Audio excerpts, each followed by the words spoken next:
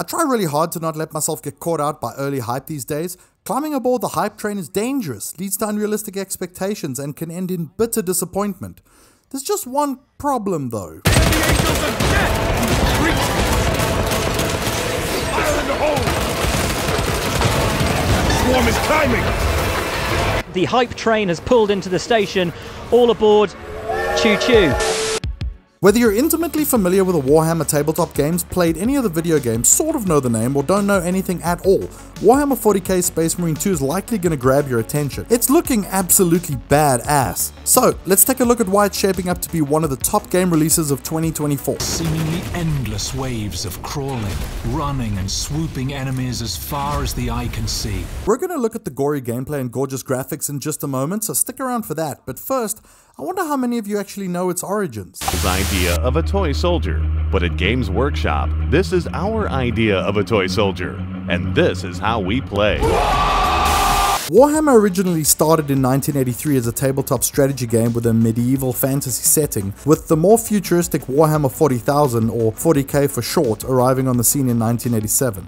For a brief period of my youth, weekends were about shoddily painting my small 40k Dark Angels army and then pitting them against my friends' much more impressive forces on a ping pong table heavily decorated with cool scenery. And while tabletop gaming is still going strong today, I, like many of you, mostly experienced Warhammer over the years in video game form. From old school titles like Space Hulk and Dark Omen to Dawn of War, Vermintide, and 2011's third-person slashy and shooty action game Space Marine, of which this is a direct sequel. So, instead of breaking out the paints, we're going to be able to get straight to breaking some faces in Space Marine 2. Combat or ranged warfare, the Ultramarine's wide range of equipment offers you an array of devastating weapons and unique special abilities. The gameplay is looking chaotic and brutal, and the fact that it's sporting some really gorgeous graphics is even more impressive, not to mention that it's being hailed by previews for its lore accuracy and world. This really is shaping up to be one of the definitive ways to experience the world of Warhammer. As you can see from the footage, gameplay is going to involve a combination of bloody up-close melee combat as well as ranged combat using a whole host of guns and weapons, and it looks like a blast. You're also going to head back to a hub world between missions to chat to NPCs, edit your loadouts, and then head off again. We will eradicate your kind from the galaxy.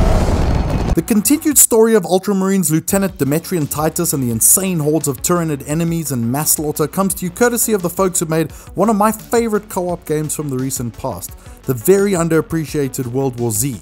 And if you've played that, then you already know how crazy fun and intense these hordes can be, and this is looking even more chaotic.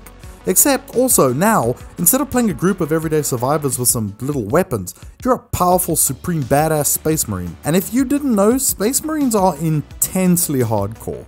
How hardcore? Well, they're pretty much treated as supreme beings or gods by the normal folk. Stand aside.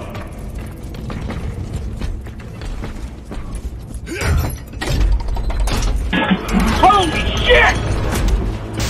Space Marines are psychologically conditioned and genetically modified to be 7 to 10 foot tall walking weapons of mass destruction, with additional organs, the ability to take copious amounts of damage, and even put half their brain to sleep while the other half stays active, all contributing to making them the most dangerous, nearly unkillable forces of, well, not nature, that's for sure.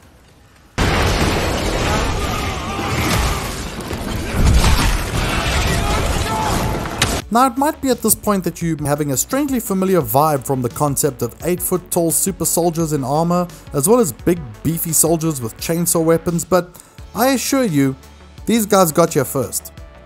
The campaign is going to allow up to 3-player co-op, which really disappoints me, because as a fan of World War Z that was looking forward to playing this with my existing group, I'm supremely bummed out by yet another game with 3-player co-op instead of 4. The developers have come out and said that they tested 4 players, but in order to keep the Space Marines as badass as they should be in the lore without them wiping the floor with the enemies too easily, 3 was the magic number. I don't know, I'm still really bummed. There's also a PvP mode so you can shoot other real people in the face, as well as an operations mode which is co-op with missions and allows you to earn experience, customize your marine, upgrade them, and the game's going to get more missions, maps, weapons and enemies after release.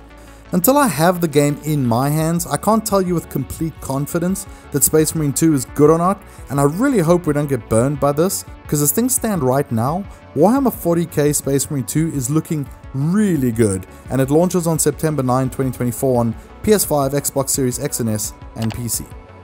If you enjoyed the video, I'd appreciate it if you hit the like button to let me know, and make sure you subscribe and hit the bell so you don't miss any future videos. Thanks for watching, I'll see you soon. In